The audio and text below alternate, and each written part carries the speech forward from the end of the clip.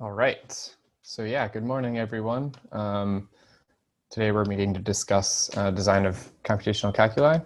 And I guess last week what was introduced was the Rolang with the spatial types component.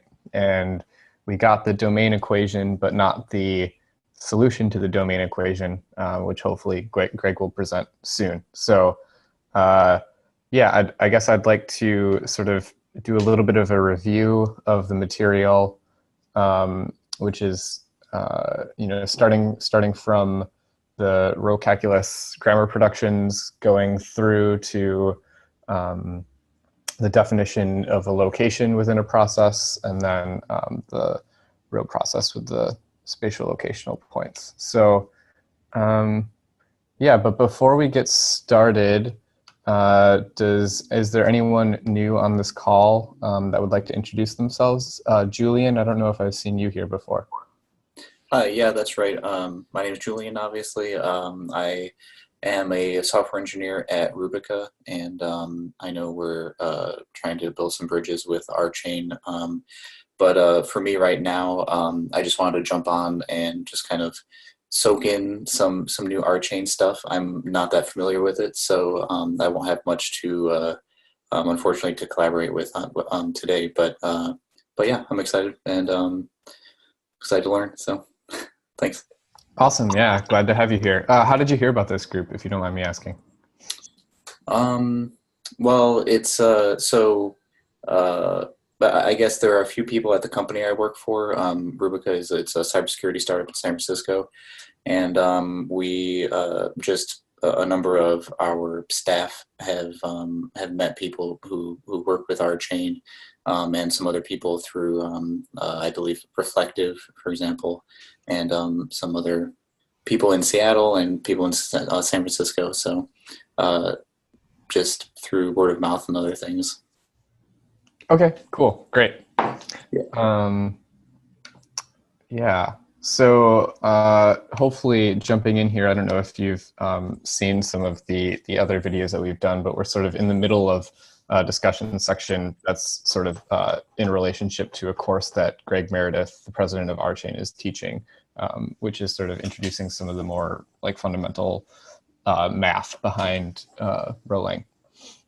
Gotcha. Yeah, I'll try to get caught up on that soon. Thanks. Yeah, no problem. Yeah, and you should be able to find if you got the meeting invite, and so you'd be on the Google group, and on the Google group there's a link to recordings of all past sessions. So, all right, let me get started here. Let's see if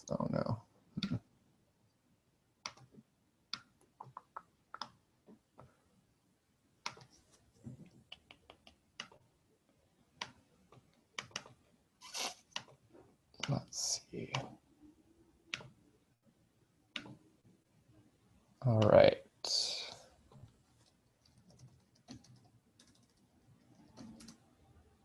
Oh.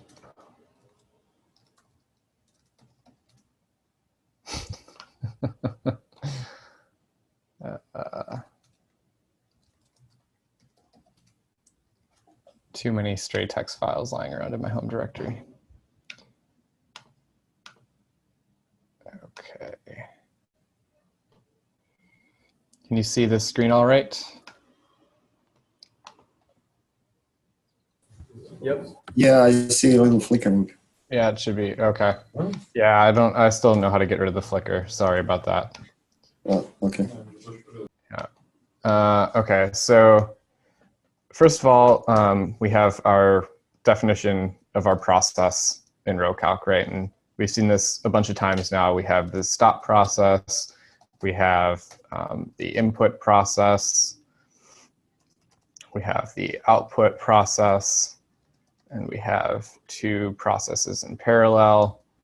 And then we have the drop process, turning name into a process. And we have the domain equation for this, which is, I'm trying to write it so that this corresponds to the thing above. So the first thing we have is just this notion of our singleton element, and then the input is parametric in 2 x's and another r of x, and we have x times r of x here, and we have r of x cross r of x here, and then we have an x there. And let's move this around a little bit.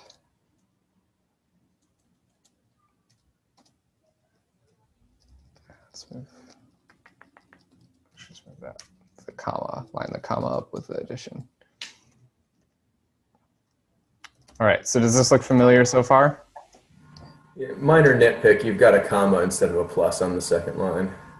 Ah, thank you. So yeah, this is the domain equation. This is the like process constructs.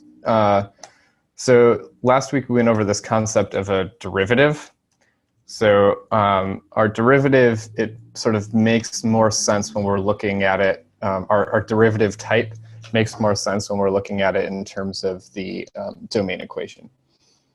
So for our derivative type here, we're just going to go through and kind of calculate this like, you know, a normal derivative that you learn in calculus. So the derivative of a constant is just nothing, and we're taking the derivative with respect to r. So here we have essentially a constant times r, so we just keep that constant, and then our r becomes a 1. And then here we have same thing. And then here we have to apply a rule that says the derivative of these two things is equal to r of x times 1 plus 1 times r of x. And then we can do that. So we stay in line here. And then the derivative of another constant is 0.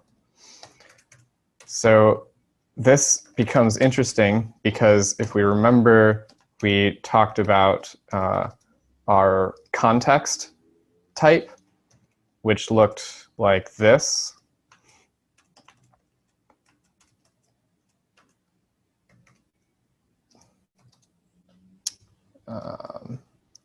And the way we're getting this is we're saying, okay, so a context, what we want it to be is we want it to be like our normal row-lang process or row-calc process, except in one position in the place of a process where a process could normally be, we want a hole where we could put a process later.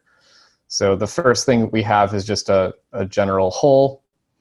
And if we haven't, so we can think of this as when we're parsing, we've either found a hole, which is where our process can go, or we have found some other grammatical construction that we need to recurse down to find our hole. So one of those could be like, it could be a continuation after an input. It could be the process that we're sending on an output. Or in a par context, it could be the thing, it could be that, or we could have this form. So if you look at the domain equation for this thing. Okay, can we have two holes in a par? No, we can't. What? So the idea is that we're defining the one hold context. So we're defining the process context from which we can only drop one process. So our construction K will only ever have one hole in it. Oh yeah, we are like splitting the whole graph in two pieces. So it's Exactly. only one hole. Yep. Okay, thanks. Yep. Is that clear to other people? If not, take some time to convince yourself of that or speak up. That if we're using this construction K here, we will never end up with a K or a process that has two of these brackets inside of it. I definitely see that you've written them only with one, and I can remember it as a rule that there should only be one. It's not immediately clear to me why that has to be, though. Yeah, so you mean like why didn't I write this? Yeah, exactly. Okay. So maybe that'll make a little bit more sense when we look at the domain equation below. But the idea is that we're trying to, what we're setting out to define is the one hold context. We're not setting out to define the two hold context. And I also think that, I mean, even intuitively, very rarely you need two contexts. I can't think of any situation, but you could compose context. So if you have two different contexts, you're not really talking about two different things. You're talking about the composition of those two. Yeah. Yeah. So you could have a but those contexts would have to be labeled, right? Right. And I think Greg went through it too, that I mean, he kind of mentioned that, I don't remember if he went through it, that you could compose these contexts, kind of like how you compose functions. Yep, exactly. So, yeah.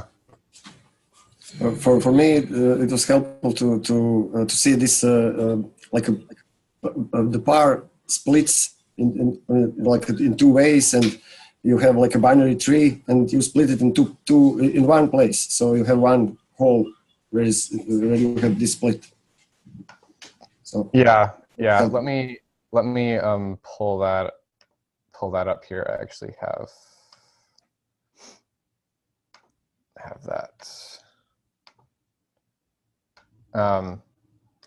So here's a binary tree where you know, if we could represent this binary tree in terms of a whole or a context and a thing that goes in that context, another tree that goes in that context. So you see right here this empty circle. I can't actually highlight it, and I don't think you can see my pointer, but the empty circle is sort of the whole. That's where our brackets would be in the grammar production.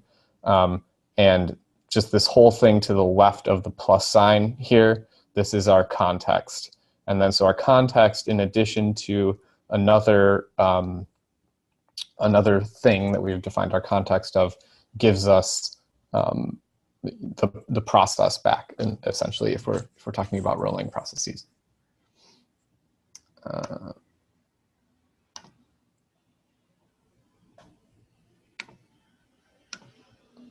So yeah, let's define the domain equation for the context. So the domain equation for the context looks like this. This is just a singleton again, and then we have x times x, and then this is the singleton again,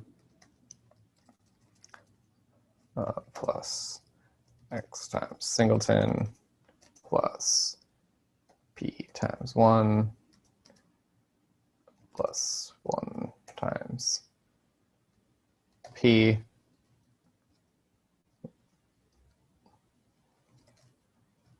And so if you look at this domain equation here and the derivative up here, you'll notice it's pretty much exactly the same. The only thing that is different is that we have this 1 in here. And I think that 1 that we have in here is just to say that, like, when we're recursing the structure, we either find a context. So it's like we either find this or we find all of this to the right, which is this this derivative form. So it's really easy to go from a type here to a one-hold context for that type via this method of derivative.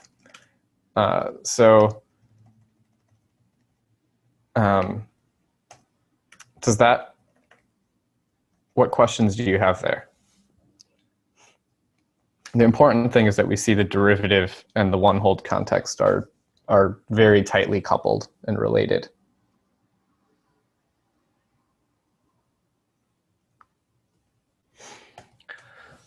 So from there, we can define the location of some type to be equal to the derivative, or to be constructed by both the derivative of the type and or the one-hold context of the type and the type itself. So that is in the example of our binary tree, right? We had that binary tree with a hole in it somewhere, and then we had the thing that ends up filling that hole. And those two things together construct our type. So I guess this is maybe makes more sense like this, because what we actually get out of this is the type T itself.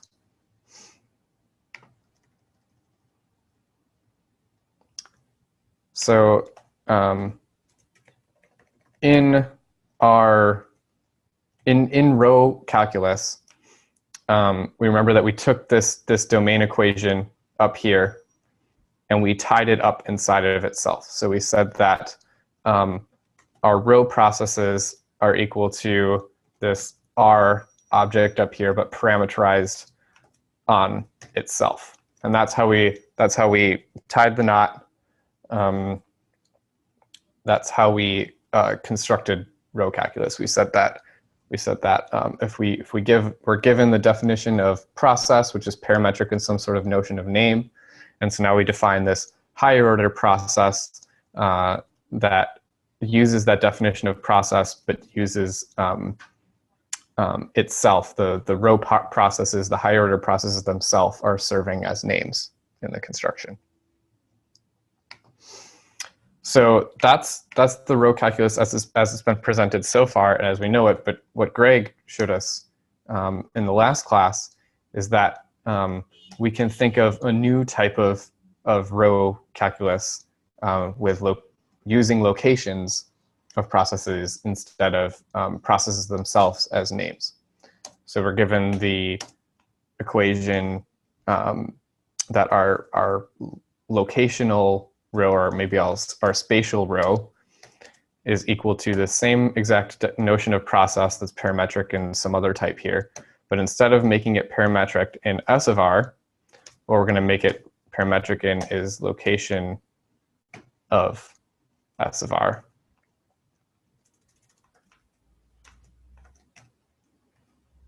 So if we just expand out using this definition of location here, we get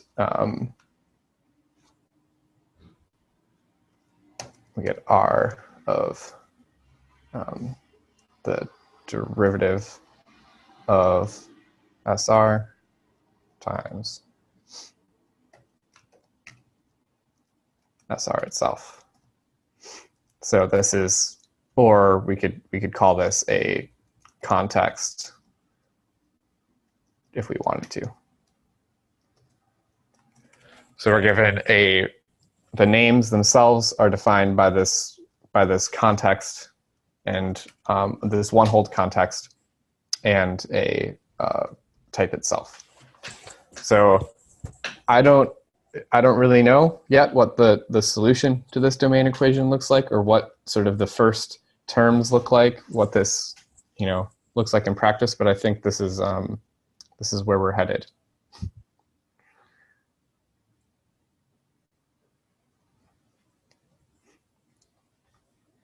Is this yeah? To me, it's not clear. The corner mentions the whole must you must have a whole and the function how to combine these two things. So I don't see here this function to combine things. We only see here like a whole. So so you don't see what the whole is? Yeah, I'm trying to figure out like what we're going to do with this whole.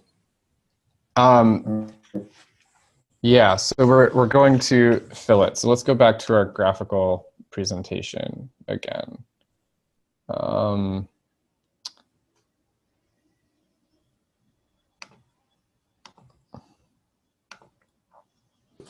whole is not a rolling term, right? No, the whole is not a row length term, but given a context plus, which is a row length term with a hole in it, plus another row length term that goes in that hole, we get out a row length term itself. Yeah, this is right here. This is really important concept because I mean, it's basically just it's like a hole in the AST, right? But this is where Meredith is talking about the grammar duality with the type system. And yeah, Is this another like a parameterization? The whole is another parameterization for long term. In this AST with the whole.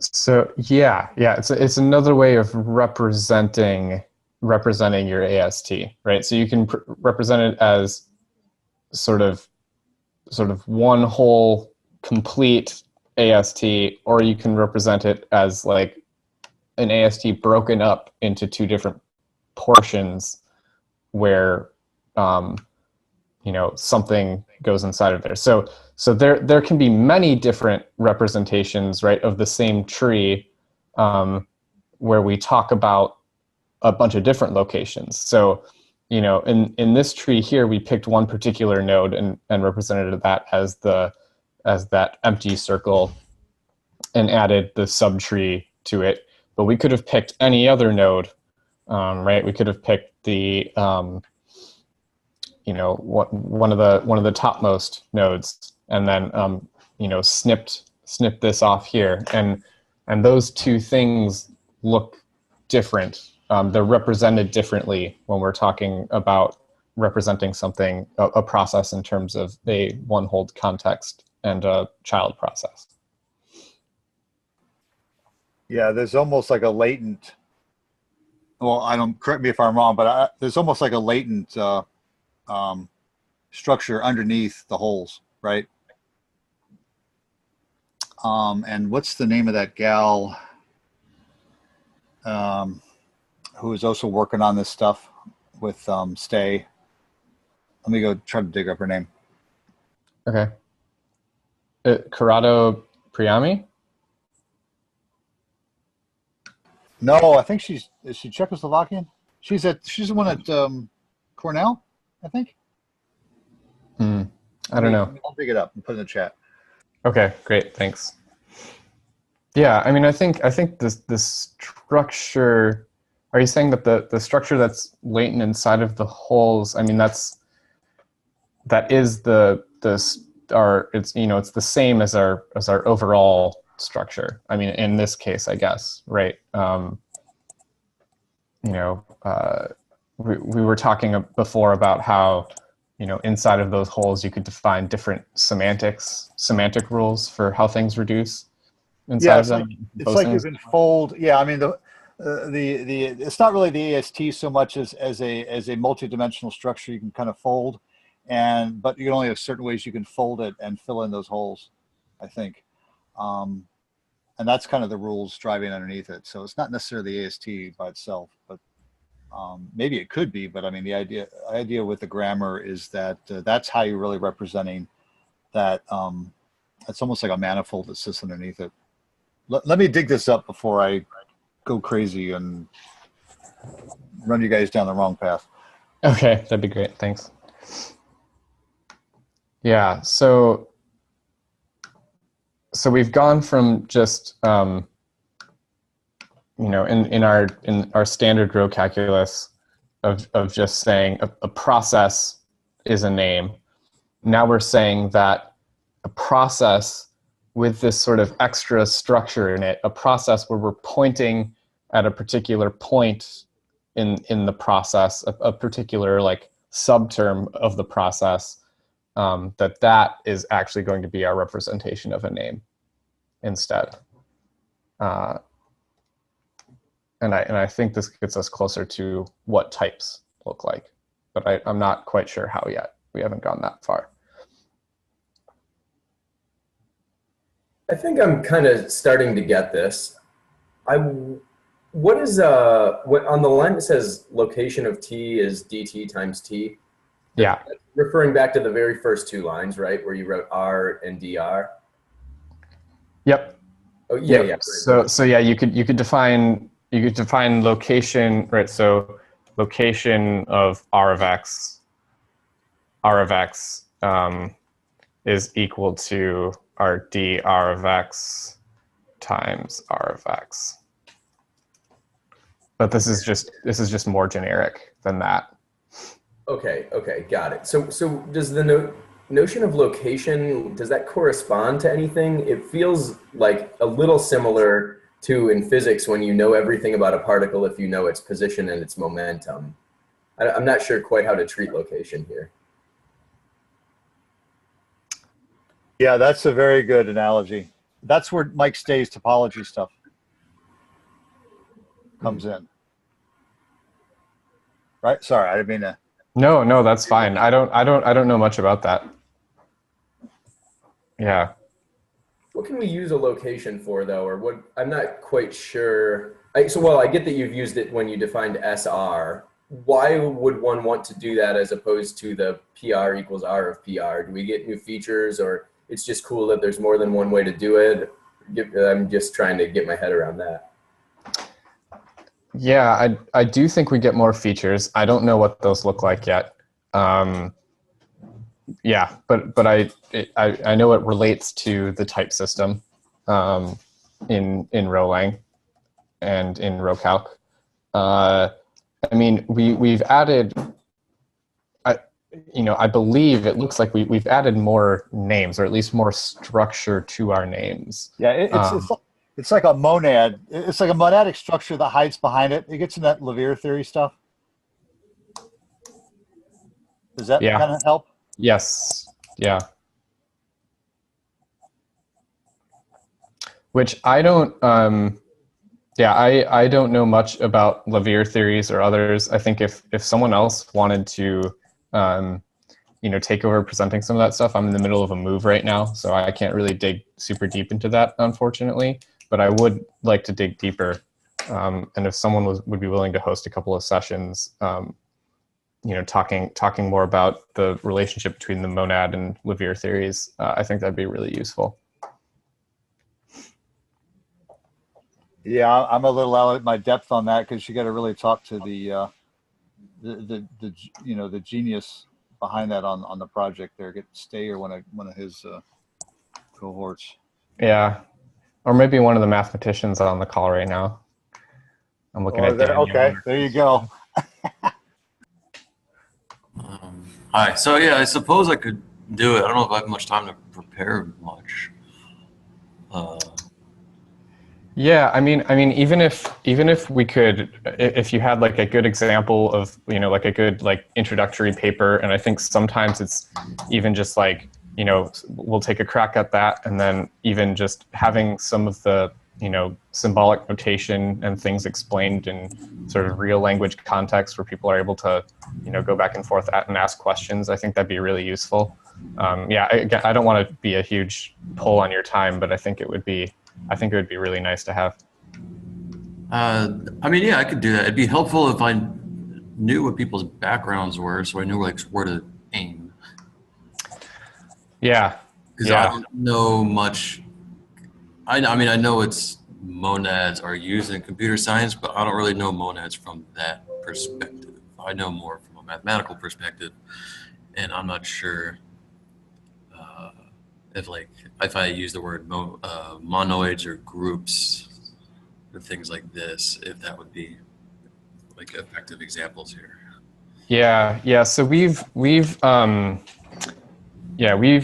gone over in class sort of like an introduction to monoids and monad, and I think we probably have a decent understanding, just of let me actually just share a different portion. I'll show you what we've been going over in Greg's lectures. Oh, that's the wrong. Sorry.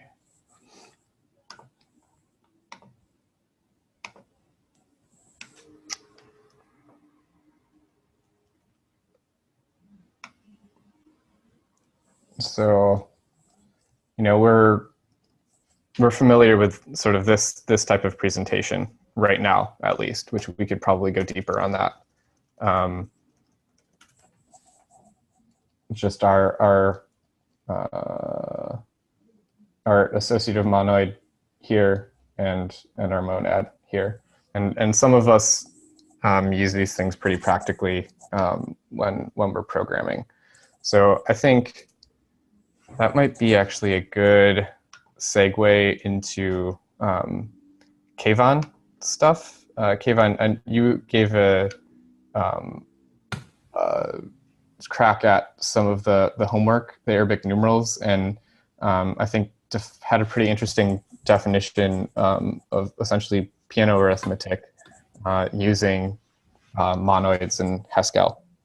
So, yeah, thank you. May I share my screen? Yeah, please. 1 second.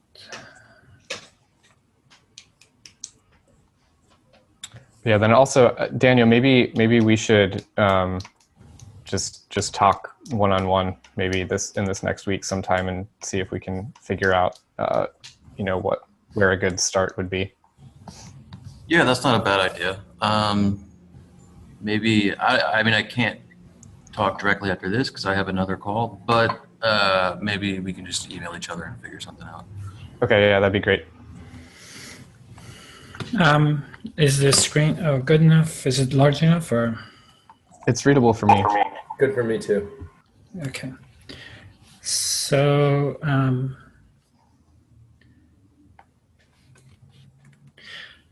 so these are the unit tests. Basically, it's just a very simple Haskell project, and it's in GitHub. I can put the link. I already put the link in our group, Google group.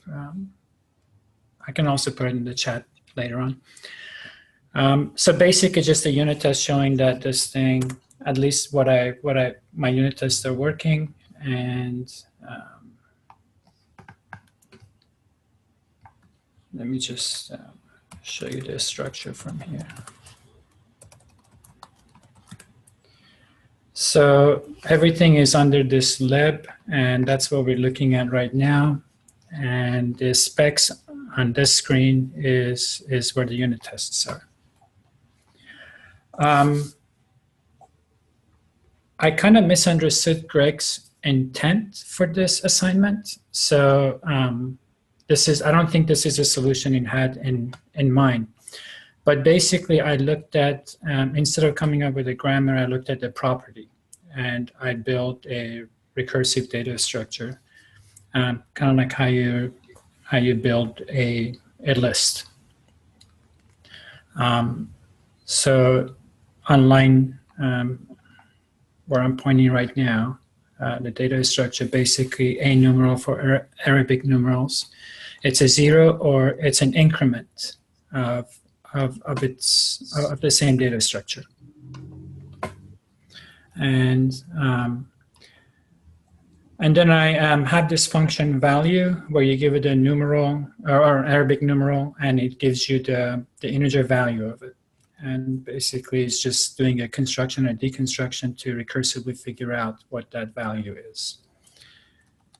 Then I have the inverse of the same function. Basically, you give it an integer, and it comes up with the Arabic numeral, and again does a construction and deconstruction to recursively walk through, to recursively build the Arabic numeral. So doing it that way makes addition pretty simple, because then you just kind of overwrite the monoid instance, which is right here on line 25, and you know, a monoid is basically a semi-group with identity. So here I basically tell it the mempty which is part of the contract of a monoid, is 0, and then monoid append, I define it again to recursively walk through the structure and peel off from one end and then appending it to the other end. That's what line 28 is. And then just to make it look nice, I overwrote the show instance so I can get a representation of what I'm doing on the screen. I wanted to make sure that I maintain the properties of natural numbers. So I overwrote the order and the equal. And it also helps me to do the unit tests.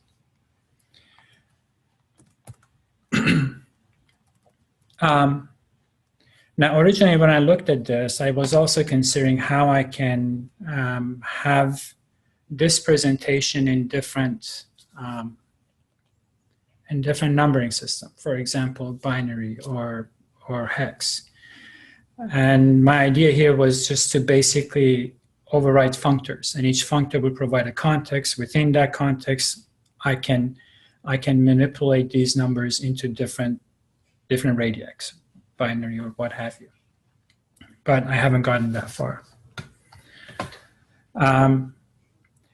Since I already have this show, to parse something, I basically would override the read instance, and then I can use this value and inverse value to parse integers or strings into this numeral format. And again, I just haven't done this. I literally just took a crack at this last night. Can I ask you a question? Certainly. I'm not completely sure. Where is your like a plus operation? Where is combine operation? So that's why I'm using monoids. The plus basically is just an append, or it's a map append. So, and that's what I meant by peeling off. And I can demonstrate that with the unit test, or we could go on the console. So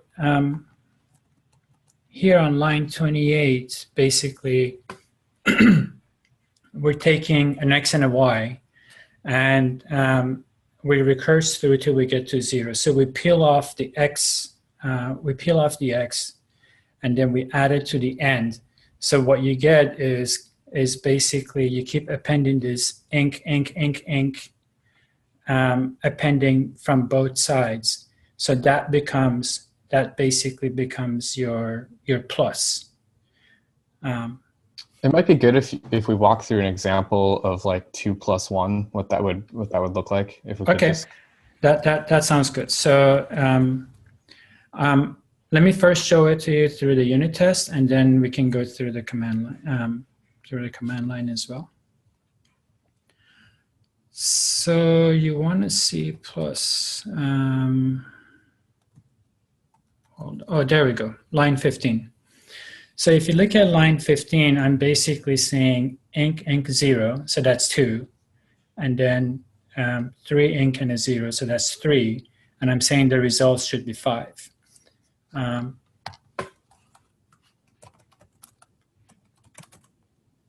And that shows here. So let's go and do this through the command line as well.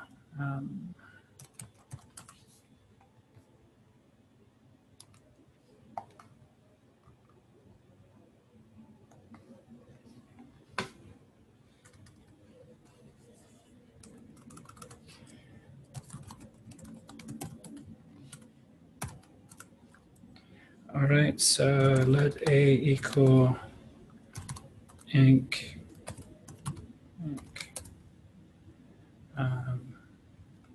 Let's just make it a little bit different from the example I had. Oops, sorry.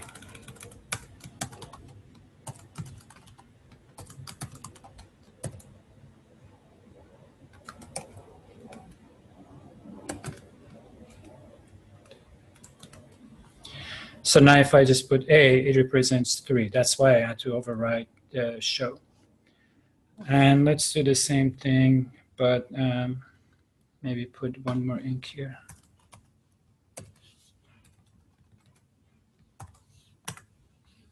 Oh, darn, sorry.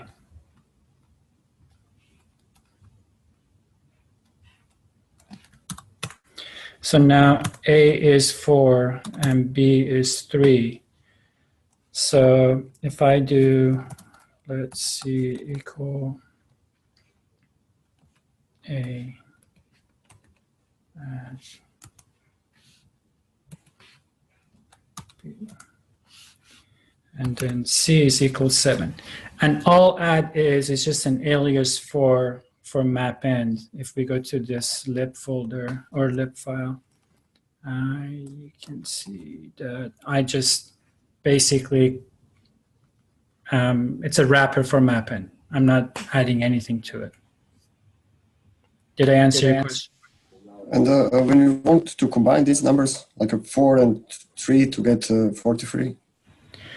So that's what I meant, that I don't think that I did this assignment in the spirit of what Greg had in mind. I don't need to combine numbers because the 43, so if the presentation for 43 is basically,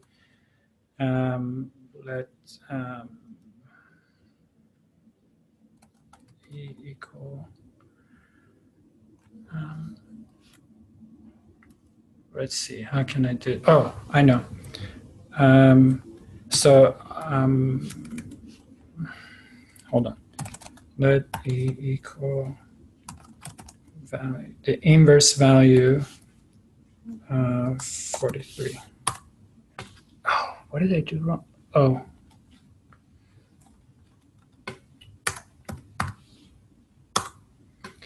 So now, so basically, hold on.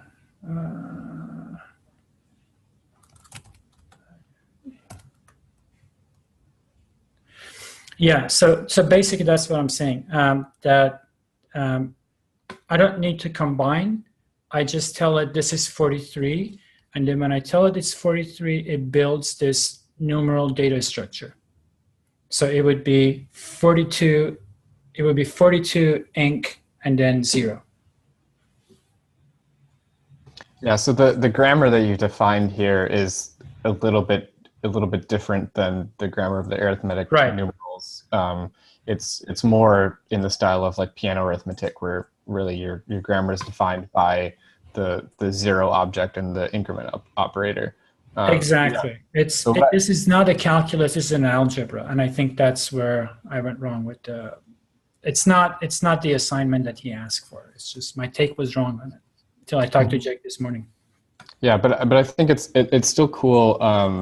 You know how easily how clearly the monoid is used in programming this. So I'm sure that you could do something similar, right, by composing multiple monoids. Where you have this,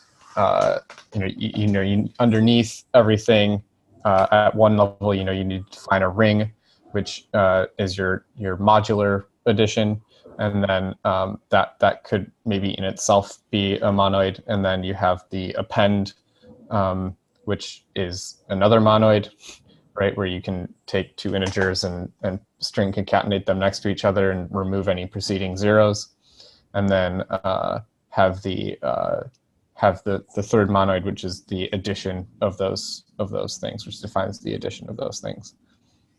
Yeah, so that's basically what I'm going to do this weekend. I think I can reuse much of this code. I create another data structure where I probably just put 1 through 9, like a union of all those characters, and then have one monoid that would help me for parsing and representation of a string into that format, and then have another monoid that would, I probably will need 3 monoids at least, one of them for being able to do exactly what was asked, to get a 1 and a 1 and then come up with 11.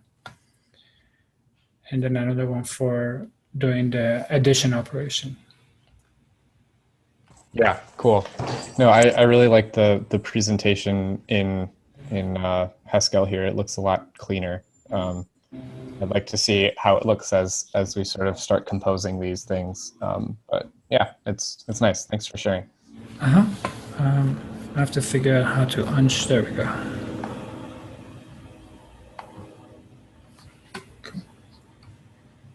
Okay. Well, that's all that I had for today. If there's any other questions or points of discussion, I'd be happy to do that. Otherwise, I'll see y'all next week. I've got one question. Jake, are you sort of the canonical source of Greg's sessions going on YouTube or going somewhere where we can find them? I always got them from your playlist. Is there another or better place to get those? Oh yeah, they're uploaded and streamed live on the RChain playlist. So on the RChain channel. Okay, got it. And then I just add them to my playlist, and then these videos here, though, these sessions get recorded and uploaded rather late by me to the playlist. So okay, roger that.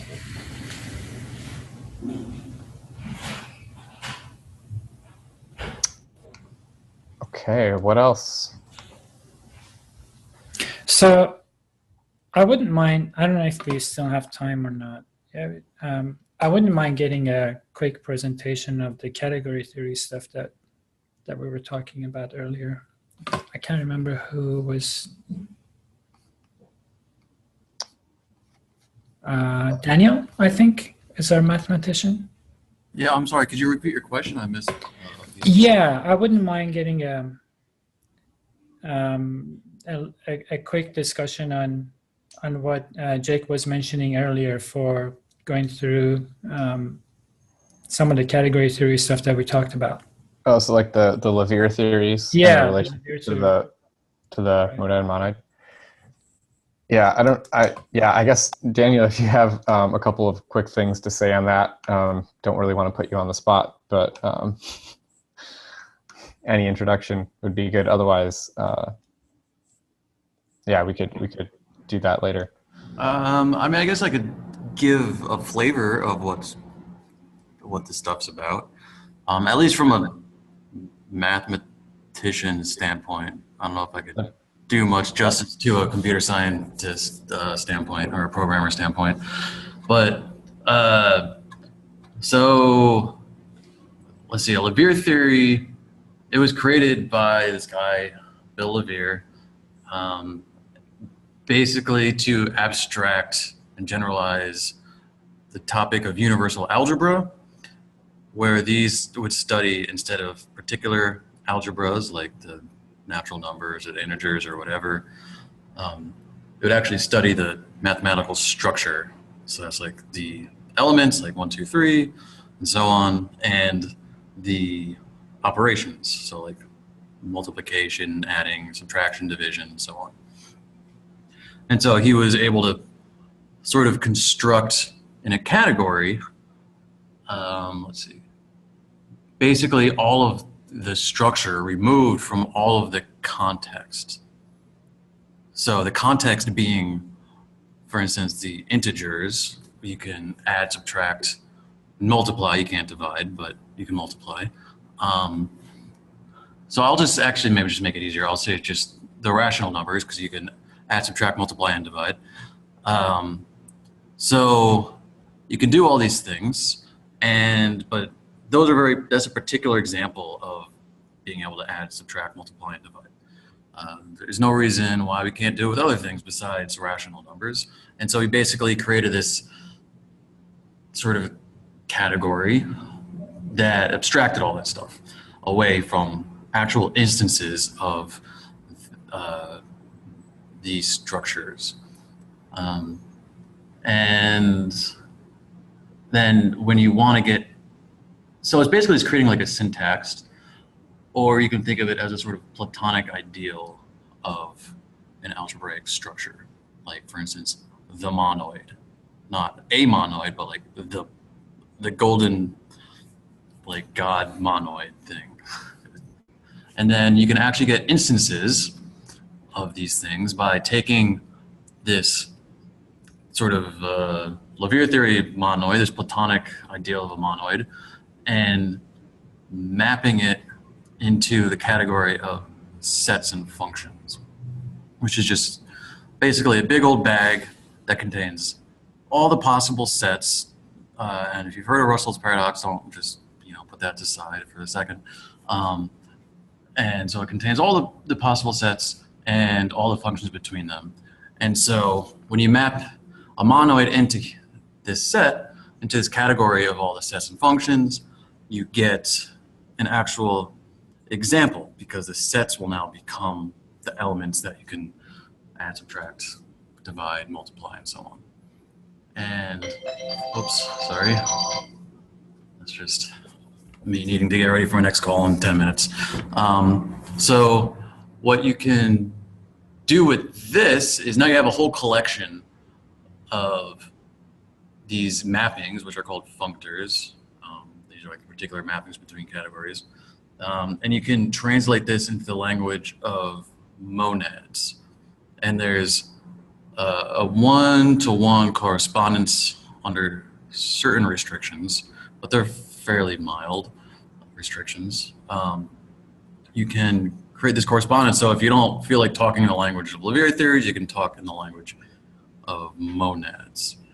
And exactly how to translate a Lawvere theory into a monad, it's, I don't know, maybe not something I can discuss off the top of my head or without having prepared some visuals, because it uses this sort of abstract categorical construction called a co-end, which is kind of a nasty device to understand. I don't even fully understand it, I feel like, but it's basically a way of taking a bunch of things and gluing them together in a prescribed way. And so you can turn these things into monads. So that's basically the story of how to get back and forth between a monad and the Lawvere theory. I don't know if that was helpful at all, but that's like basically the intro to or motivation behind it. Thanks. Sure. Thank you. Yeah, that was awesome. Yeah, I'd really love to read more about that sort of stuff. Hoping to do that in the coming weeks here after my move is all set.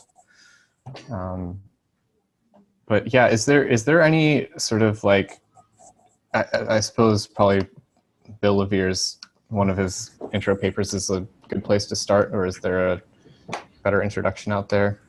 There has to be. I don't know if I could think of one off the top of my head, but Bill Lawvere is kind of notoriously difficult to understand. Okay. Reading. I mean, he's amazing. I love reading him, but he's like, yeah, he really makes you work for it. Okay. Sounds good. But I'm sure there's some decent blogs. Actually, you know what? I took part in this thing. Actually might be a good place. I don't know if you were familiar with the N Category Cafe. Yeah. So I did this program with a bunch of other people where we did kind of like an online seminar, and we presented things about Lawvere theories. And actually some of those blog articles would probably be a better place to start. Ooh, yeah, that'd be awesome.